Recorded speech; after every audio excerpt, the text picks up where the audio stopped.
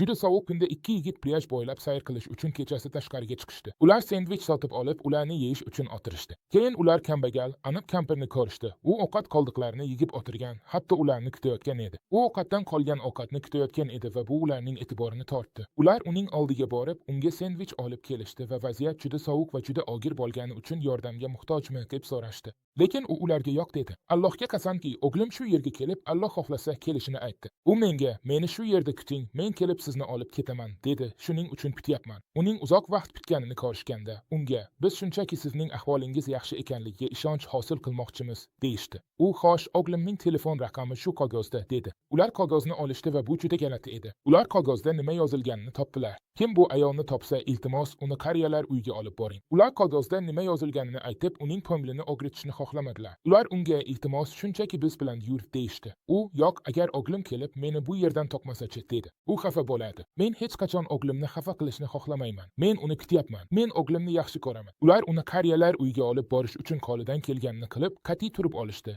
Lekin u butunlay rad etdi va yo'q, o'g'limni xafa qilmaslik yoki uni xafa qilmaslik uchun juda ehtiyot bo'laman dedi. Allohga shon sharaflar bo'lsin. Shunday qilib, oxir-oqibat ular uni tashlab uylariga ketishdi. Lekin ulardan biri o'sha kecha uxlay olmadi. U vijdoni uni bezovta qilayotganini his qildi. Shunday qilib, Allohning izni bilan u yuqoriga ko'tarildi, kiyindi va o'sha joyga yo'l oldi. Va u nimani topdi? U juda katta olomon, politsiya va tez yordam mashinasini topdi. Nima bo'ldi? O'sha kampir vafot etgan edi va o'g'li hech qachon uning oldiga kelmadi. U qattiq sovuqda kutdi, chunki u kelishini va'da qilgan edi, lekin uni o'ldirdi. Alloh uni la'natlasin. Biz tushunishimiz kerak bo'lgan juda muhim bir narsa bor. Alloh taolo adolatlidir. Alloh taolo dedi: "Biz osmonlar, yer va ularning orasidagi narsalarni behuda yaratmadik. Biz ularni haqiqat bilan yaratdik." Bu haqiqat, bu tartib Alloh bu koinotni asos qilib olgan tizimdir. Bu jinoyatchi ogil onasiga qilgan ishini o'z o'g'li ham unga qiladi. Payg'ambarimiz sollallohu alayhi va sallam aytganidek, ota-onaga yaxshilik qilish qarzdir. Ularga yomon munosabat ham shundaydir. Ota-onaga itoatsizlik qilish katta gunohdir. Alloh bizni asrasin, bu do'zaxga olib boradi.